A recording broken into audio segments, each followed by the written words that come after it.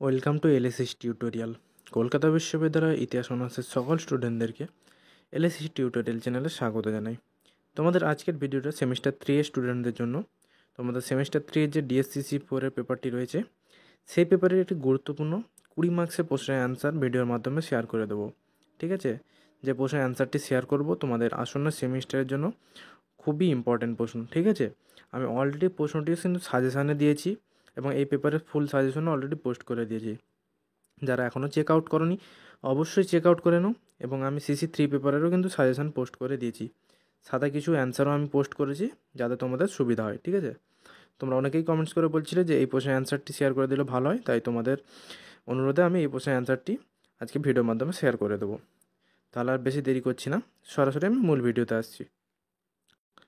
দেখো, তোমাদের 20 মার্কসের যে প্রশ্নের অ্যান্সারটি আজকে বলবো, সেই প্রশ্নটি হচ্ছে তোমাদের দ্বাদশ শতকের নবজাগরণের বৈশিষ্ট্য ও গুরুত্ব আলোচনা করো। যে কোনোভাবে প্রশ্নটা আসতে পারে। ঠিক আছে? হয় এরকমও দিয়ে দিতে পারে যে দ্বাদশ শতকের নবজাগরণের বৈশিষ্ট্য আলোচনা করো, কিংবা দ্বাদশ শতকের নবজাগরণের তাৎপর্য বা গুরুত্ব আলোচনা করো। যদি আসে অ্যান্সারটি কিন্তু একই হবে, তোমরা এই অ্যান্সারটি লিখে দিও। ঠিক আছে? এবার অ্যান্সারটি আমি বলছি, তোমরা মন দিয়ে খাতায় নোট ডাউন করে নাও। মানব সভ্যতার ইতিহাসের নবজাগরণ শব্দটি সাধারণত পঞ্চদশ ও ষোড়শ শতকের ইউরোপীয় সাংস্কৃতিক বিপ্লবের সঙ্গে যুক্ত, তবে এর শেকড় আসলে আরও গভীরে প্রথিত। মধ্যযুগীয় ইউরোপের অন্ধকার সময়কালে জ্ঞান, বিজ্ঞান ও দর্শনের প্রসার অনেকাংশে সীমিত হয়ে পড়েছিল। তবে দ্বাদশ শতক একটি ব্যতিক্রমী অধ্যায়, যখন ইউরোপ নতুনভাবে জ্ঞান, বিজ্ঞান ও সংস্কৃতির আলোয় উদ্ভাসিত হতে শুরু করে। ইতিহাসবিদ চার্লস হোমার হ্যাস্কিন্স দ্বাদশ শতককে the renaissance of the 12th century বলে অভিহিত করেছেন, যা এই সময়ের তাৎপর্য তুলে ধরে। প্রথম প্যারাটি বলে দিলাম, এবার দ্বিতীয় প্যারাটি দেখো কি রয়েছে। দ্বাদশ শতকের নবজাগরণ ছিল ইউরোপের জ্ঞান ও দর্শনের এক নব উত্থান, যা প্রাচীন গ্রিক ও রোমান সভ্যতার জ্ঞান পুনরুদ্ধার এবং ইসলামী বিশ্বের বিজ্ঞান ও দর্শনের সংমিশ্রণে নতুন ধারা তৈরি করেছিল। বিশ্ববিদ্যালয়ের বিকাশ, দর্শনের পুনর্জাগরণ, বিজ্ঞান ও প্রযুক্তির অগ্রগতি, শিল্প ও স্থাপত্যের নতুন ধারার সূচনা এবং ধর্মতাত্ত্বিক বিতর্কের মাধ্যমে ইউরোপের নতুন মানসিকতার বিকাশ ঘটে। এটি শুধু শিক্ষার পুনরুদ্ধার নয়, বরং চিন্তার জগতে এক বিপ্লব, যা পরবর্তী রেনেসাঁ ও আধুনিক বিজ্ঞানের ভিত্তি স্থাপন করেছিল। দুটি প্যারা বলে দিলাম। তৃতীয় প্যারা যাওয়ার আগে বলে রাখি, তোমরা 20 মার্কসের মোটামুটি তোমাদের আমি 13 থেকে 14টি প্যারার মধ্যেই অ্যান্সারটি কমপ্লিট করার চেষ্টা করেছি। তোমাদের সুবিধার্থে তোমরা কিন্তু অ্যান্সারটি পড়ে নিও। এবার 3 নম্বর প্যারাটি দেখো কি রয়েছে। দ্বাদশ শতকের নবজাগরণের অন্যতম প্রধান বৈশিষ্ট্য ছিল শিক্ষার প্রসার। এই সময় ইউরোপে বেশ কিছু বিশ্ববিদ্যালয় প্রতিষ্ঠিত হয়। এর ফলে উচ্চশিক্ষার ক্ষেত্রে নতুন দিগন্ত উন্মোচিত হয়। প্যারিস, বলোনিয়া, অক্সফোর্ডের মতো শহরগুলিতে প্রতিষ্ঠিত বিশ্ববিদ্যালয়গুলির মাধ্যমে প্রাচীন গ্রিক ও রোমান দর্শন পুনরুদ্ধার করা হয়। ক্যাথেড্রাল, স্কুল ও মঠগুলোর মাধ্যমে শিক্ষার প্রচলন শুরু হলেও পরবর্তীতে বিশ্ববিদ্যালয়গুলোর উত্থানের ফলে শিক্ষা ব্যবস্থার একটি কাঠামোগত পরিবর্তন ঘটে। শিক্ষার এই নবজাগরণের ফলে ইউরোপের বিভিন্ন অঞ্চলে জ্ঞান, বিজ্ঞান চর্চার একটি দৃঢ় ভিত্তি তৈরি হয়। এর পরের প্যারা দেখো কি রয়েছে। এই সময় প্রাচীন গ্রিক ও রোমান জ্ঞান ইউরোপে পুনরায় প্রবেশ করতে শুরু করে, বিশেষত ইসলামী সভ্যতার মাধ্যমে। মুসলিম দার্শনিক ও বিজ্ঞানীরা যেমন ইবনে রুশদ, আল ফারাবি, ইবনে সিনা গ্রিক জ্ঞানের সংরক্ষণ ও অনুবাদ করেছিলেন। এগুলি পরে ইউরোপীয় পণ্ডিতদের মাধ্যমে ল্যাটিন ভাষায় অনুদিত হয়। এর ফলে অ্যারিস্টটল, প্লেটো ও অন্যান্য গ্রিক দার্শনিকদের চিন্তা নতুন করে আলোচনায় আসে এবং মধ্যযুগীয় খ্রিস্টান দার্শনিকরা এই দর্শনের সঙ্গে তাদের ধর্মীয় মতবাদ সমন্বয় করার চেষ্টা করেন। তারপর দেখো কি রয়েছে।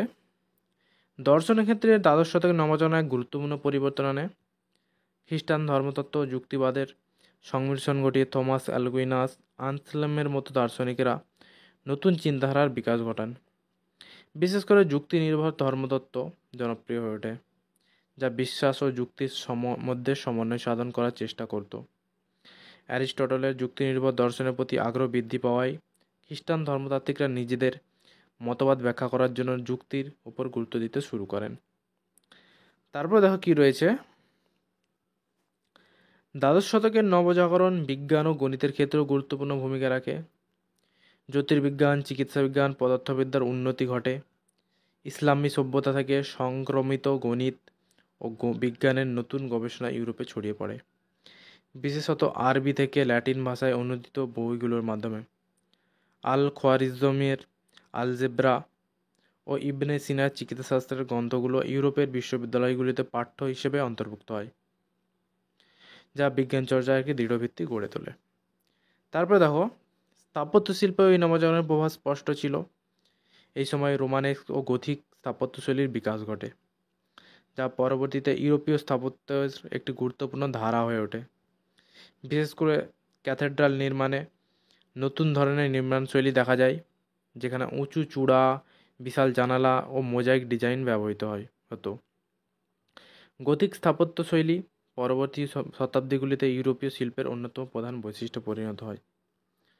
তারপরে দেখো কী রয়েছে, সাহিত্য ভাষার ক্ষেত্রেও দ্বাদশ শতকের নবজাগরণ উল্লেখযোগ্য পরিবর্তন আনে। এই সময় ল্যাটিন ভাষার পাশাপাশি ফরাসি, ইংরেজি, স্প্যানিশ, জার্মান ভাষার বিকাশ ঘটে, যা পরবর্তীতে জাতীয় ভাষার ভিত্তি তৈরি করে। এই সময় গুরুত্বপূর্ণ সাহিত্যকর্মগুলোর মধ্যে ছিল ধর্মীয় ও নৈতিক শিক্ষামূলক গ্রন্থ, কাহিনী চিত্র ভিত্তিক কাব্য এবং বীরত্বগাথা। চসারের মতো লেখকেরা পরবর্তী সময়ে এই ধারাকে আরও উন্নত করেন। তারপর দেখো, আইন ব্যবস্থার ক্ষেত্রেও এই নবজাগরণ গুরুত্বপূর্ণ পরিবর্তন নিয়ে আসে। রোমান আইনের পুনর্জাগরণ ঘটে, যা পরবর্তী ইউরোপীয় আইন ব্যবস্থার ভিত্তি স্থাপন করে। বলোনিয়ার বিশ্ববিদ্যালয়ে রোমান আইন গবেষণা একটি গুরুত্বপূর্ণ বিষয় ওঠে এবং ইউরোপের বিভিন্ন অঞ্চলে আধুনিক আইনের ধারণা গড়ে ওঠে। ফলে প্রশাসনিক কাঠামো আরও সংগঠিত হয় এবং সমাজের শৃঙ্খলা রক্ষায় নতুন ব্যবস্থা গৃহীত হয়। তারপরে দেখো কী রয়েছে, অর্থনৈতিক ক্ষেত্রেও দ্বাদশ শতকের নবজাগরণ ইতিবাচক পরিবর্তন আনে।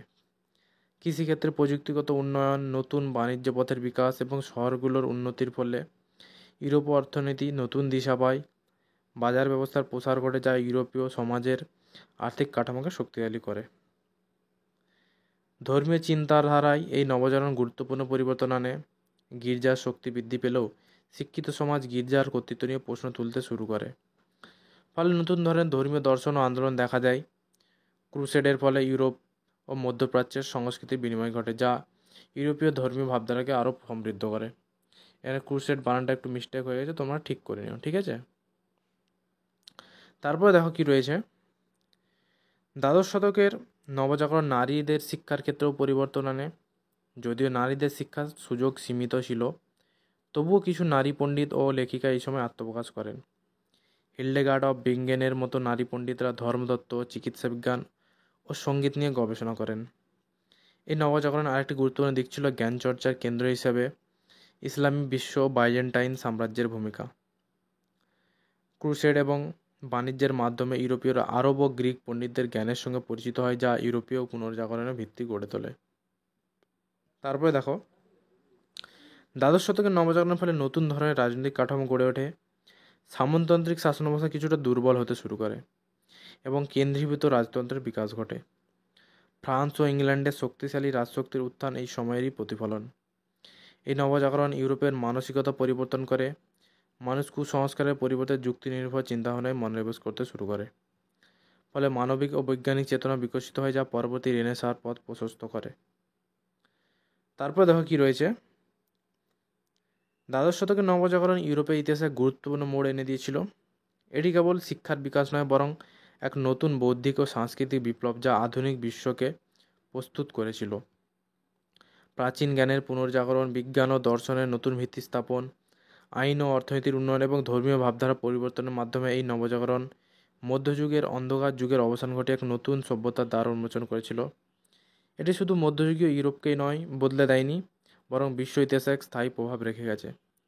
তাহলে আমি সম্পূর্ণ অ্যান্সারটি শেয়ার করে দিলাম, তোমরা অবশ্যই খাতায় নোট ডাউন করে নাও এবং পরবর্তী তোমরা আর কোন ভিডিও চাও অবশ্যই কমেন্টস করে জানাও, আমি ভিডিও দেওয়ার চেষ্টা করব, ঠিক আছে। তো যেহেতু তোমাদের রুটিন দিয়ে দিয়েছে এক্সামের, তাই আর বেশি দেরি নেই, আমি চেষ্টা করব তোমাদের এক্সামের আগে অ্যান্সারগুলি শেয়ার করে দেওয়ার। তাই তোমরা বেশি বেশি কমেন্টস করো, আর যারা নতুন এসেছো অবশ্যই সাবস্ক্রাইব করে রাখো।